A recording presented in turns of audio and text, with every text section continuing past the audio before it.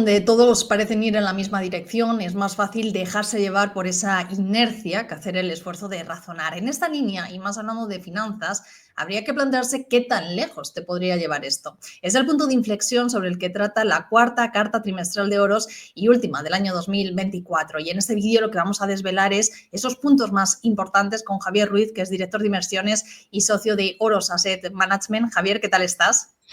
Muy buenas, Laura, ¿cómo estás? Muchas gracias por la entrevista. Nada, a ti por darnos esas claves y resumirnos un poco ese corazón de esa última carta del año, ¿no? de Oros. Bueno, ha sido, es verdad que un año para la renta variable y en especial, ¿no? Para la americana espectacular. Incluso vosotros en la carta habláis de el año de color de rosa, ¿no?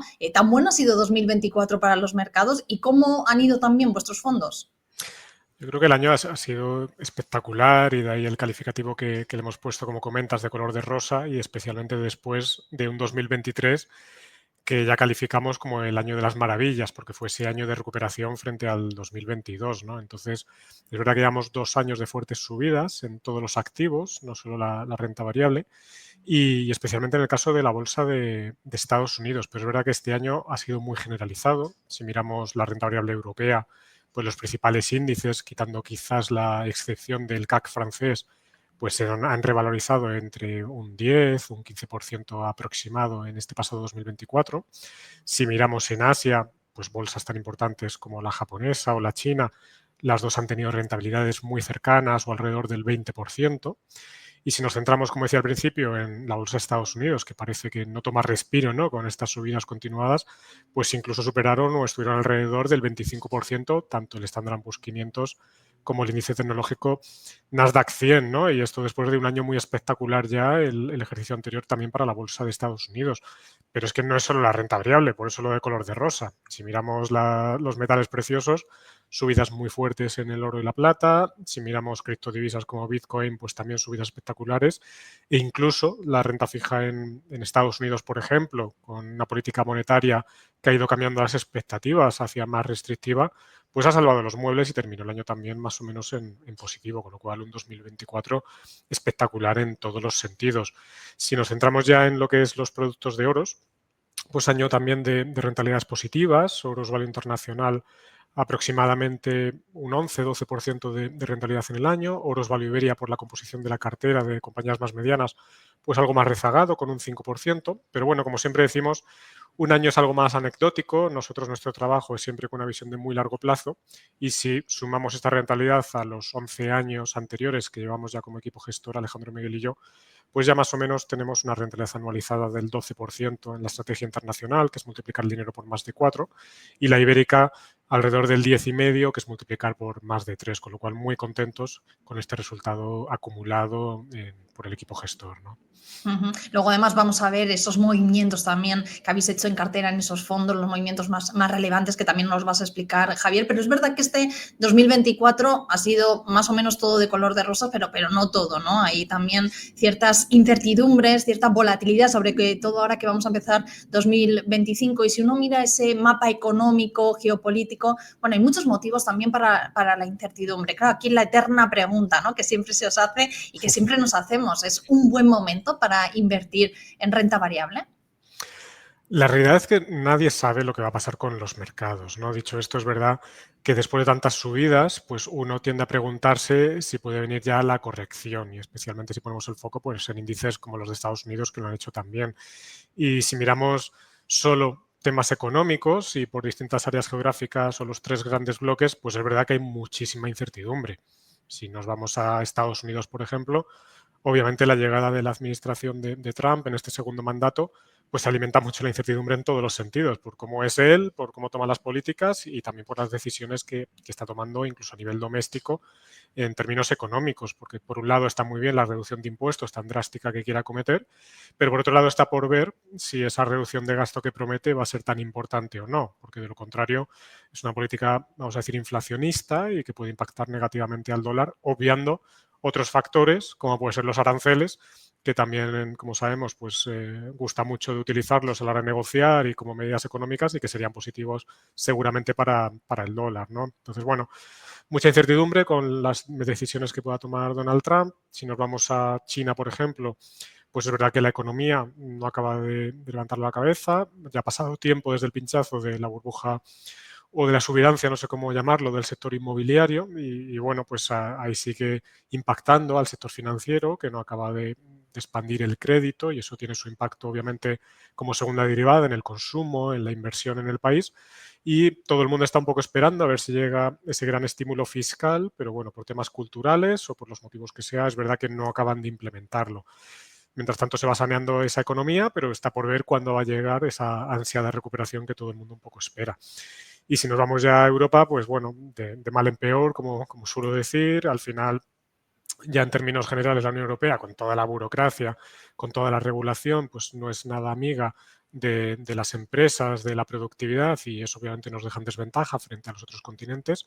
Y además es que la situación económica de los dos grandes, de Alemania y de Francia, Alemania con la pérdida de competitividad tan grande de las industrias por esa fallida transición energética y Francia porque a nivel presupuestario pues siempre ha sido un poco un desastre y además ahora a nivel de gobierno lo tiene complicado para dirigir el país, pues hay mucha incertidumbre y que puede condicionar las decisiones del Banco Central Europeo. Con lo cual, los tres grandes bloques, si los miramos, alimentando mucho la incertidumbre, pero eso siempre está ahí, es la realidad. Y si lo pensamos y miramos la historia, muchas veces las correcciones no vienen por cosas que estamos monitorizando, sino por dinámicas internas que pueden ser insostenibles en los mercados.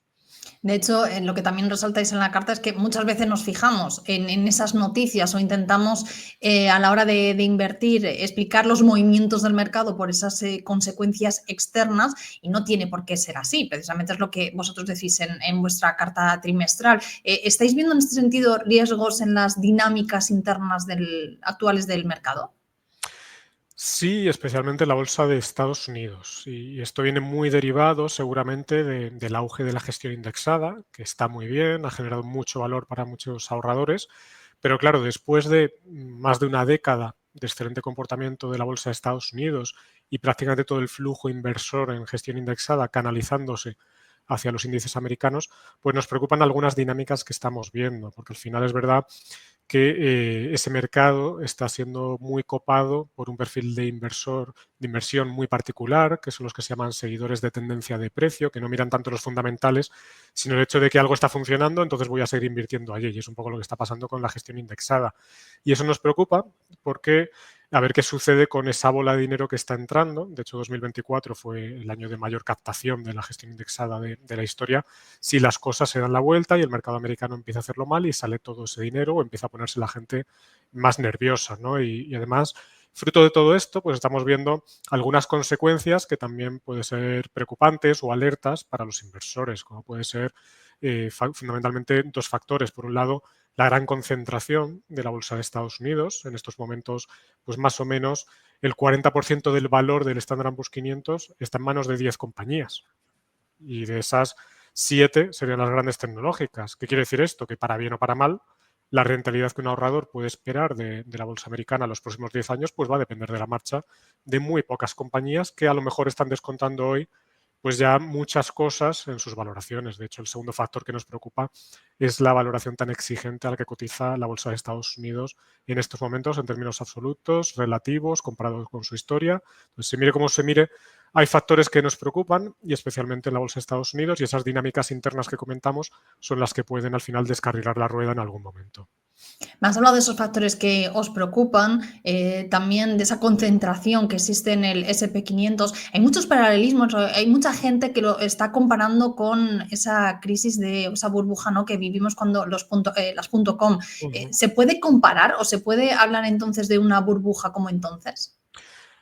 Hay una parte que puede compararse en el sentido de que en aquella época pues el boom era Internet, una tecnología incipiente que iba a traer muchas cosas muy buenas y que las compañías descontaban mucho de eso que podía venir. Y ahora con la inteligencia artificial, con los chips, con la nube, etcétera, pues puede haber mucho de eso en la buena evolución de las compañías tecnológicas.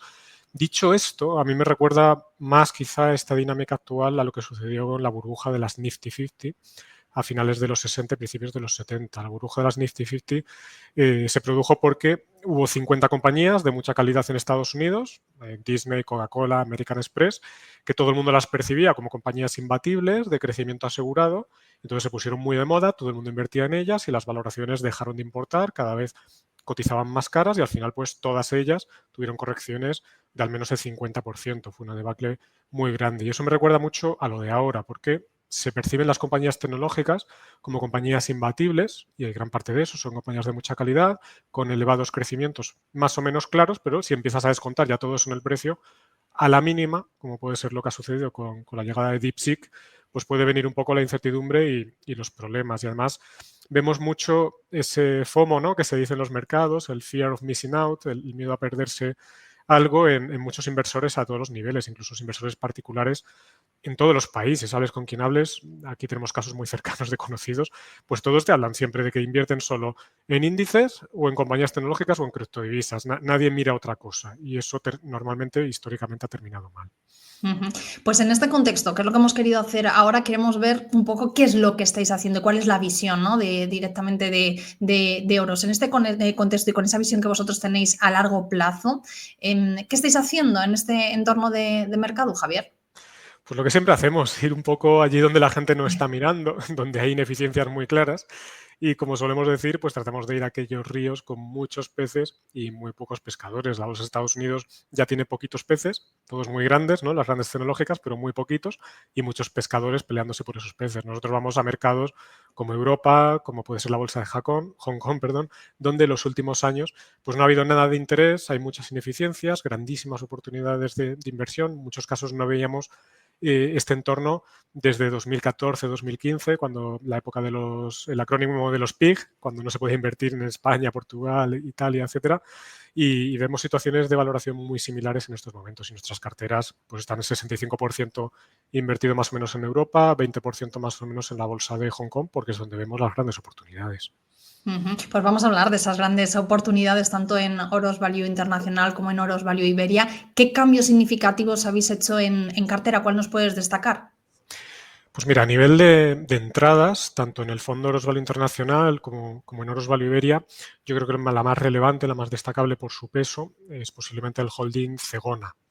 Zegona es una compañía muy particular, es un holding dirigido por un equipo directivo que proviene de hace muchos años de la Teleco Virgin Media y que está especializada en hacer inversiones y darle la vuelta a compañías de telecomunicaciones, especialmente en el mercado español.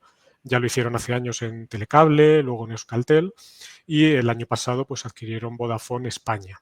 Y entonces, bueno, ellos un poco la apuesta por esta compra es que creen que se está gestionando Vodafone España de manera muy ineficiente y que pueden tomar ciertas medidas para mejorar pues, la oferta de producto, los márgenes y, en definitiva, la generación de caja de esta entidad. Pero la tesis de inversión no va tanto por aquí, que hay parte de eso, sino un poco por dos factores, ¿no? El primero es cómo se financió esa adquisición de Vodafone España, en la que, entre otros movimientos, hubo una financiación a través de acciones preferentes por parte del grupo Vodafone.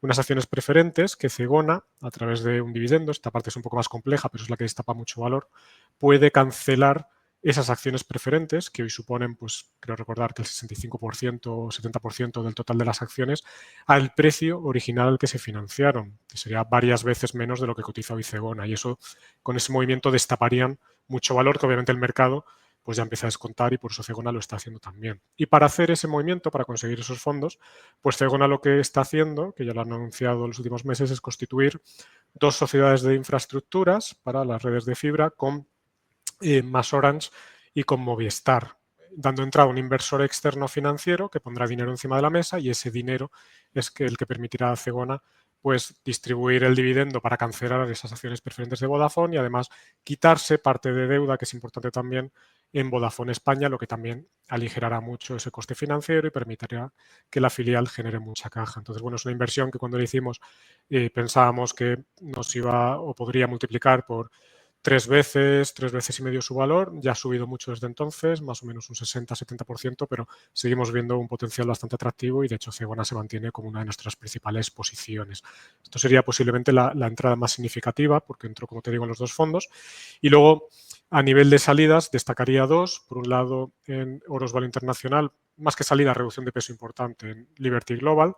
Otro holding, curiosamente también de telecomunicaciones, dirigido por el equipo de John Malone y que también, como contamos en nuestra conferencia anual, pues han ido tomando muchas medidas para destapar valor, como la escisión de la teleco suiza Sunrise. Y bueno, como se ha ido cristalizando mucho la tesis de inversión, pues hemos ido reduciendo ese peso de manera relevante. Y por último, en Oros Value Iberia, pues se produjo el movimiento que esperábamos en la antigua NH Hoteles, y era que la cadena Minor, que controlaba el 96% de las acciones, pues pensábamos que era muy claro que iba a opar para hacerse con ese 4% restante, porque no tenía sentido que esto siguiera cotizando, y además ya habían intentado ese movimiento varias veces.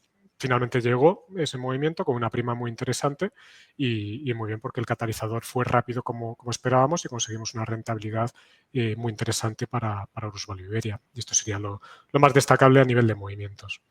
Pues Javier Ruiz, director de inversiones y socio de Oros Asset Management, gracias por darnos estas claves y por resumirnos, ¿no?, esa cuarta carta trimestral y última del año del 2024. Un placer y hasta la próxima. Muchas gracias, Javier. Muchas gracias, Laura. Un placer.